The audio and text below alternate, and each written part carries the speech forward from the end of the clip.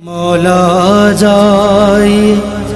منتظر آج سارا جہاں ہے۔ اعوذ باللہ من الشیطان الرجیم، بسم اللہ الرحمن الرحیم، وبہ نستعین وہو خیر المعین، وصلی علی محمد وآلہ الطیبین الطاہرین، وعلی جمیع الانبیاء والمرسلین والشہداء والصدیقین وعباد اللہ الصالحین۔ الحمدللہ، خدا و تعالی کا شکر بجا لاتے ہیں جس نے ہمیں اپنی زندگیوں میں ایک بار پھر ماہ شعبان معظم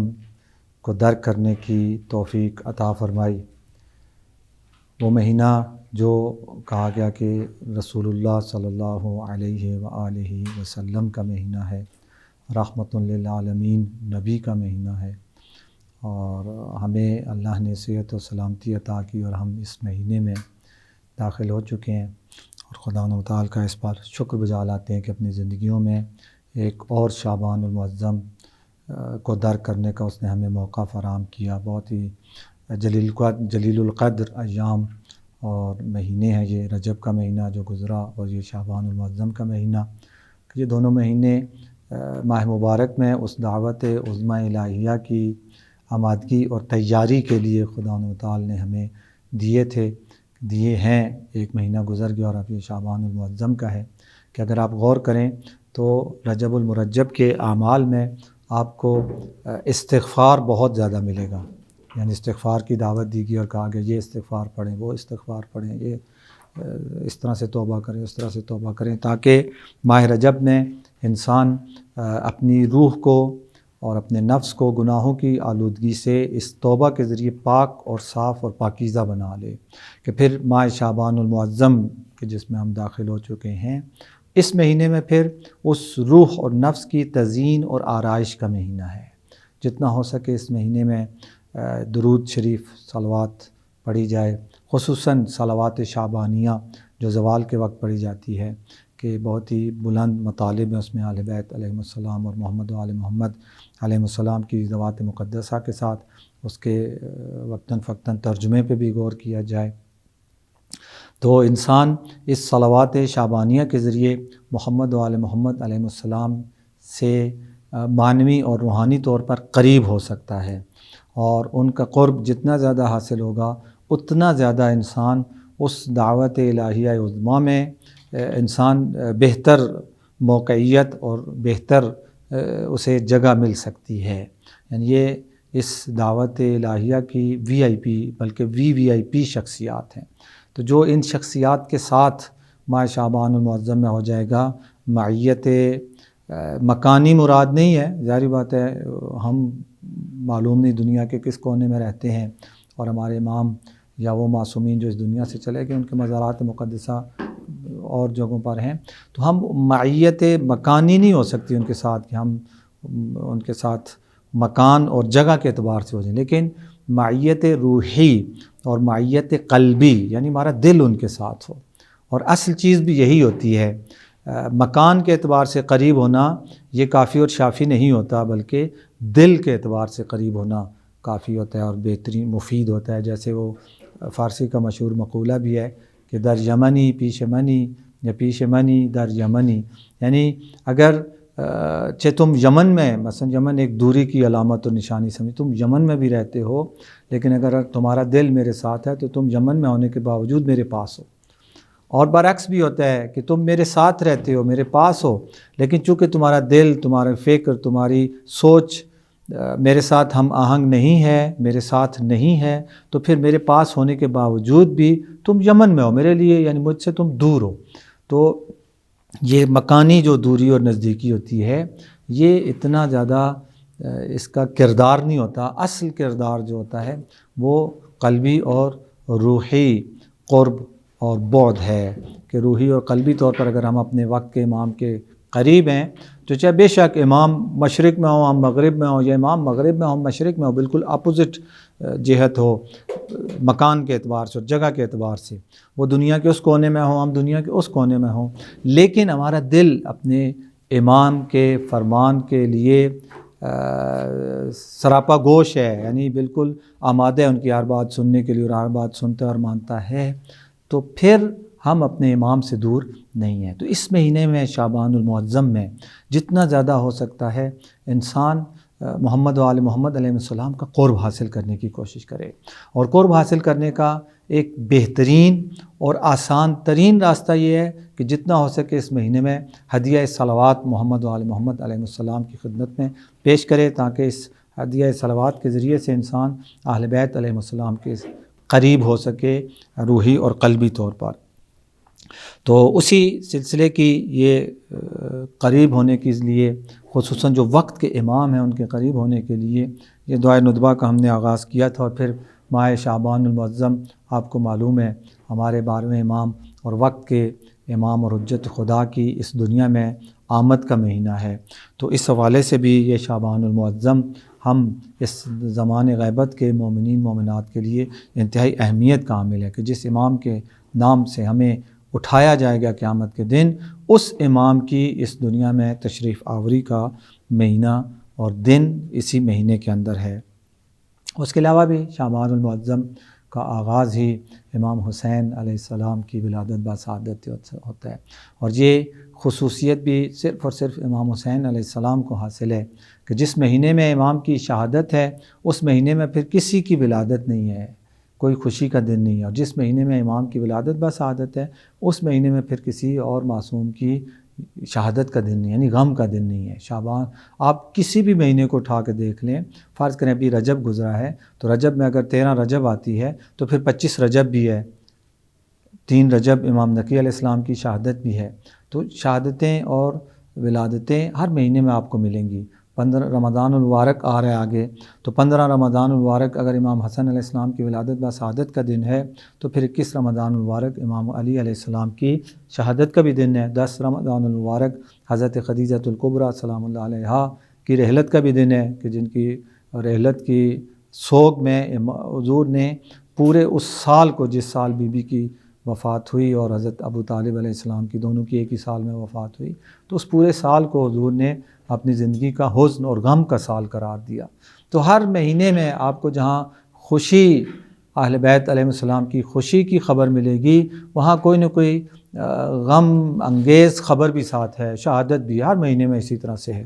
صرف یہ شعبان المعظم ہے کہ جس میں آپ کو کوئی شہادت کی خبر نہیں ملے گی، اور ادھر سے محرم الحرام ہے کہ جس میں آپ کو پھر کوئی ولادت کی خبر نہیں ملے گی۔ تو بہرحال شعبان المعظم کی مناسبت سے اپنے تمام محترم سامعین کی خدمت میں ہدیہ تبریک پیش کرتا ہوں، اور دعا گو ہوں کہ اس مہینے کی برکتوں رحمتوں سے زیادہ ہم سب کو استفادہ کرنے کی توفیق عطا فرمائے، اور بالخصوص اس مہینے میں ہمیں محمد و آل محمد علیہ السلام کا پہلے سے بھی زیادہ قرب عطا فرمائے، ان کی محبت، ان کی معرفت، ان کی تعلیمات، اس میں اضافہ فرمائے انشاءاللہ۔ تو ہم دعائے ندبہ میں جیسا کہ اس وقت بھی عرض کیا تھا کہ خدا و تعالی کی حمد و ثنا کے بعد انبیاء علیہ السلام اور خدا کے جو جانشین تھے اور خدا کے جو نمائندے تھے ان کا ذکر تھا، ان کی عظمتوں کا ذکر تھا، ان کی خصوصیات کا ذکر تھا، اور پھر آخر میں آ کے پیغمبر صلی اللہ علیہ وسلم کے بارے میں ہم وہاں پہنچے تھے کہ خدا و تعالی فرماتا ہے کہ جب یہ انبیاء ایک کے بعد ایک آتے رہے، رسول اور منذر خدا بھیجتا رہا، علم ہادی یعنی ہدایت کے پرچم دار بھیجتا رہا، اور یہ سلسلہ چلتا رہا یہاں تک کہ الی ان انتہیت بالامر الی حبیبک و نجیبک، یہاں تک کہ اے خدایا تیرا یہ امر ہدایت آ کے رکا اور پہنچا کس کے پاس؟ تیرے حبیب کے پاس۔ اس سے پہلے خلیل آئے، صفی آئے، نجی آئے، کلیم آئے، روح آئے، لیکن اب امر ہدایت کس تک آ کے پہنچا ہے؟ تیرے حبیب پر، اور تیرے نجیب جس کو تو نے عظمت عطا کی ہے محمد صلی اللہ علیہ وسلم، ان تک آ کر پہنچا۔ اور پھر پیغمبر صلی اللہ علیہ وسلم کی عظمتوں کا اقرار ہے یہاں پر، اور یہ تمام انبیاء پر افضل تھے، اور مشارق و مغارب کو خدا نے ان کے لیے وہ مسخر کیا، براق کو ان کے لیے مسخر کیا، اور خدا و تعالی نے اپنے اس حبیب کو اپنے پاس آسمانوں پر بلایا، اور علم ما کان و ما یکون ان کو عطا کیا کہ خلق کے یعنی انقضاء خلق تک، خلق کی اختتام تک، قیامت تک، اور قیامت کے بعد یہ عطا کیا، ان کی مدد کی اپنے ख़ास रोब के साथ जिब्राइल, मीकाइल और मलाइका की सफ़ों की सफ़ें भेजी उनकी मदद में, और उनसे वादा किया कि तुज़हिरा दीनहु अलद्दीन कुल्लिह, कि इस दीन इस्लाम को तमाम दीनों के ऊपर मैं गालिब कर दूँगा। और ये सिलसिला चलता रहा यहाँ तक कि साथ अहले बैत अलैहिस्सलाम के हवाले आहिस्ता आहिस्ता हुज़ूर ने अपनी ज़िंदगी में करना शुरू किया, उनकी फ़ज़ाइल, उनके कमालात, उनके वो बयान किए। और ये कुरान की आयत के इन्नमा युरीदुल्लाहु लियुज़हिबा अन्कुम रिज्सा अहलल बैत व युतहिरकुम तत्हीरा, ये आयत नाजिल की। और फिर मोहम्मद सल्लल्लाहु अलैहि वसल्लम की उस रिसालत का अज्र जो है ख़ुद खुदा ने मुकर्रर किया। हुज़ूर ने भी अपने लिए उजरत का मुतालबा नहीं किया अंबिया मा सबक की तरह, जिस तरह गुज़श्ता अंबिया कुरान कहते हैं इन अजरिया इल्ला अला रब्बिल आलमीन। हर नबी ये कहते थे कि मैं जो कि खुदा की तरफ से भेजा हुआ हूँ, खुदा की तरफ से मुझे ये मामूरियत अता हुई है, तो इसका अज्र सिला अगर कुछ है तो वो भी मैं खुदा ही से लूँगा। मखलूक से मैंने किसी किस्म को कोई अज्र सिला नहीं सवाल करना और मांगना। तो नबी सल्लल्लाहु अलैहि वसल्लम जो अशरफ अंबिया थे, वो भी ज़ाहिरी बात है ये हो ही नहीं सकता कि वो लोगों से कोई अज्र मांगते। इसलिए खुदावंद ताल ने बहरहाल उसकी हिकमत थी क़यामत तक दीन को महफूज रखने के लिए ज़रूरी था कि लोगों को पैगम्बर सल्लल्लाहु अलैहि वसल्लम के बाद किसी और नबी ने तो आना नहीं था कि अल्लाह उनके हवाले करता। उसके बाद इमामत के सिलसिले ने शुरू होना था, और इमामत के सिलसिले को उम्मत में राइज और कायम करने के लिए ज़रूरी था कि लोगों को इमामत के साथ जोड़ा जाए। और इमामत के साथ जोड़ने के लिए खुदा ने पैगम्बर सल्लल्लाहु अलैहि वसल्लम से कहा कि ए हबीब कुल, इनको कह दो ला अस्अलुकुम अलैहि अजरन इल्लल मवद्दत फिल क़ुरबा, कि जो मैंने कार रिसालत अंजाम दिया है, तुम तक उसूल दीन और फ़ुरूए दीन पहुँचाए हैं, दीन मुबीन इस्लाम पहुँचाया है, तो इसका अज्र मैं तुमसे नहीं मांगता, मगर ये कि तुम मेरे अहले बैत से मवद्दत रखना। तो ये मवद्दत जो मांगी, तो ये भी कोई पैगम्बर सल्लल्लाहु अलैहि वसल्लम ने नाउज़ बिल्लाह अपने लिए, अपनी औलाद के लिए कोई एक सिलसिला कायम करने की कोशिश नहीं की, ये मुराद नहीं थी। बल्कि इसी कुरान में जिसमें खुदा कहते हैं कुल ला अस्अलुकुम अलैहि अजरन इल्लल मवद्दत फिल क़ुरबा, कि इनसे अजर रिसालत ए नबी मांगो, तुम मांगो, मैं कह रहा हूँ तुम मांगो, मवद्दत फिल क़ुरबा अज्र के तौर पर मांगो। लेकिन याद रखो ये मवद्दत फिल क़ुरबा के लिए नहीं है, ना मोहम्मद सल्लल्लाहु अलैहि वसल्लम के लिए, बल्कि इसी कुरान में दूसरी जगह फरमाया कि मा सअलतुकुम मिन अज्र फहुव लकुम, अगर तुमसे मवद्दत अहले बैत मांगी है तो ये भी अहले बैत के लिए या नबी सल्लल्लाहु अलैहि वसल्लम के लिए नहीं है, बल्कि फहुव लकुम, इस अज्र रिसालत को अदा करने का फ़ायदा भी तुम उम्मत वालों को होगा। नबी सल्लल्लाहु अलैहि वसल्लम कोई अपनी ख़ानदान की शान और शौकत नहीं बढ़ाना चाहते थे।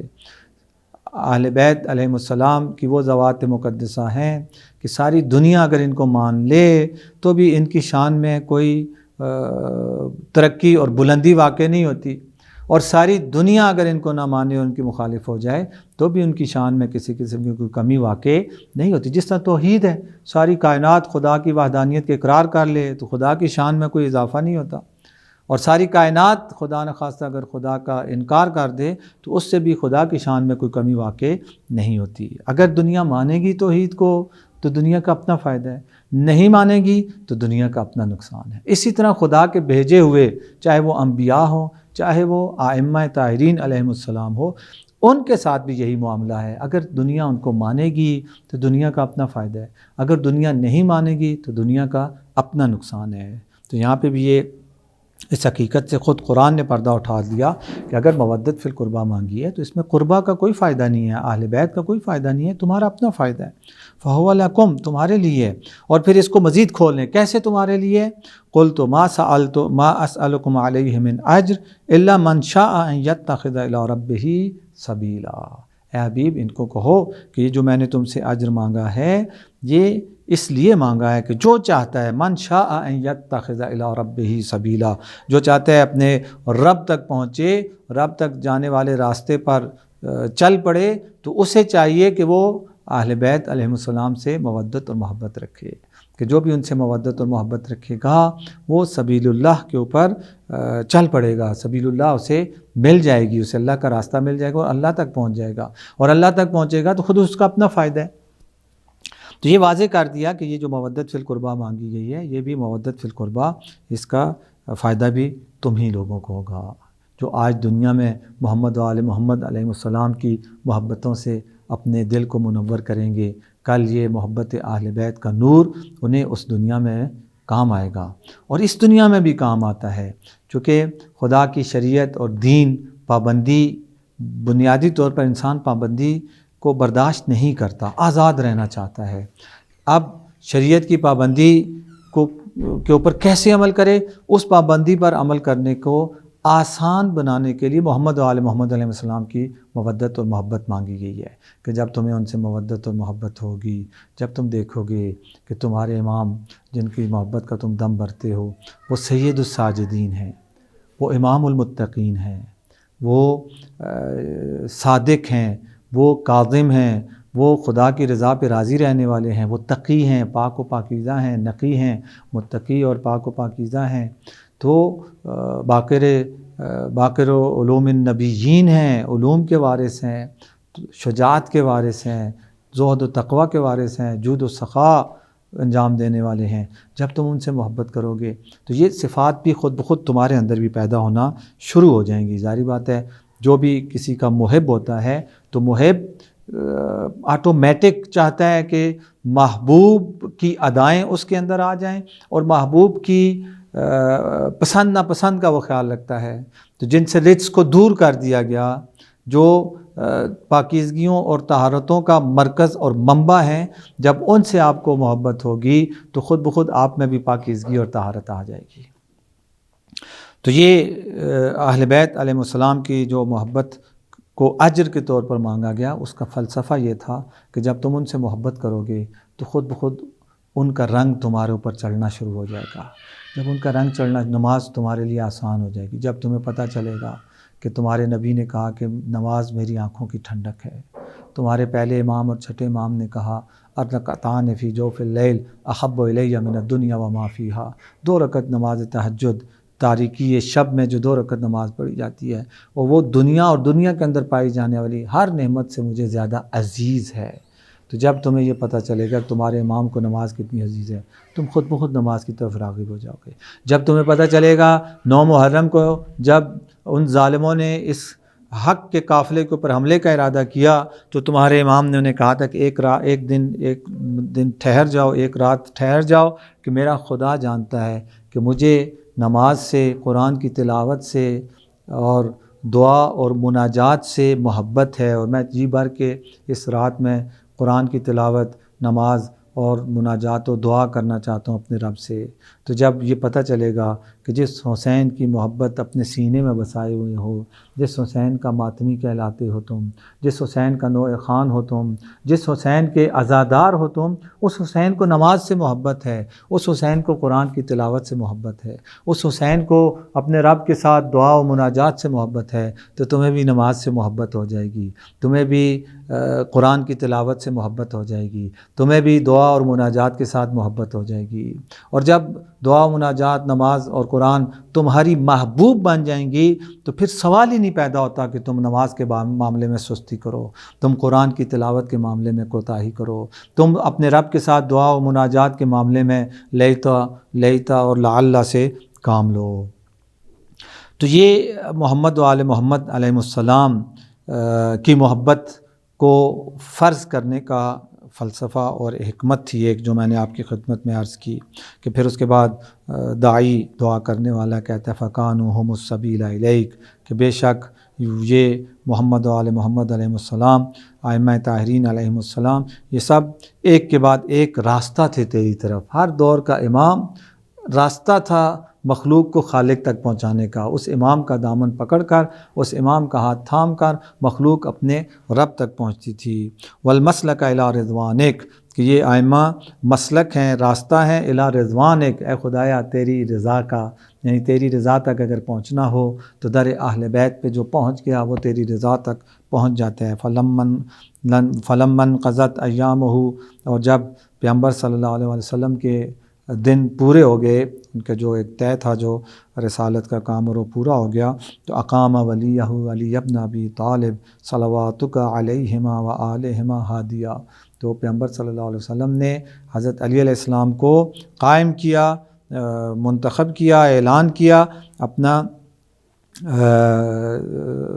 ایک ہادی کے طور پر، کہ میرے بعد اب یہ تمہارا ہادی ہے، اب تمہیں اگر ہدایت میرے بعد ہدایت کی ضرورت ہوئی کہ یقیناً ہوگی، تو تمہیں علی ابن ابی طالب سے ہدایت ملے گی۔ اذ کان هو المنذر ولکل قوم ہاد، چونکہ پیغمبر صلی اللہ علیہ وسلم منذر تھے، انذار کرنے والے تھے،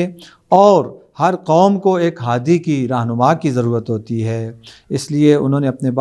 اپنے بعد جو ہادی مقرر کیا قوم کے لیے وہ علی علیہ السلام تھے۔ فقال والملا وماما،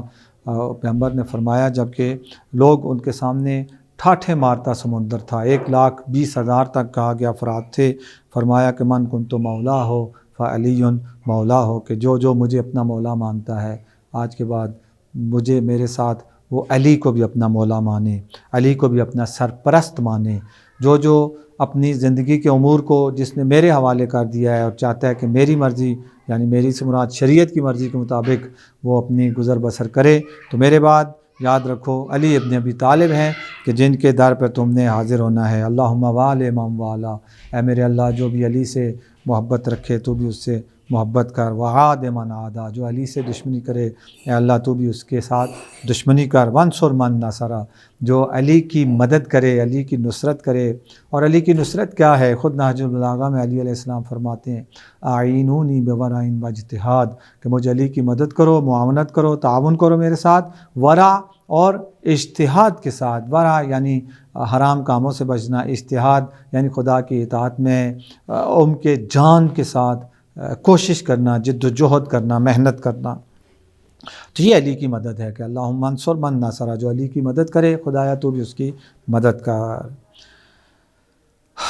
واخذل من خذلہ، اور جو علی کو چھوڑ دے خدایا تو بھی اسے چھوڑ دے۔ وقال من کنت انا نبیہ فعلی امیرو، اور پیغمبر نے فرمایا کہ یاد رکھو میں جس کا نبی ہوں، جو میری نبوت کا کلمہ پڑھتا ہے، فعلی امیرو، علی علیہ السلام اس کے امیر ہیں، علی علیہ السلام اس کے حاکم ہیں۔ وقال انا وعلی من شجرۃ واحدہ، میں اور علی ایک درخت سے ہیں، وسائر الناس من شجر شتیٰ، جبکہ باقی جتنے بھی لوگ ہیں وہ سب مختلف شجروں سے ہیں، مختلف نسلوں سے اور مختلف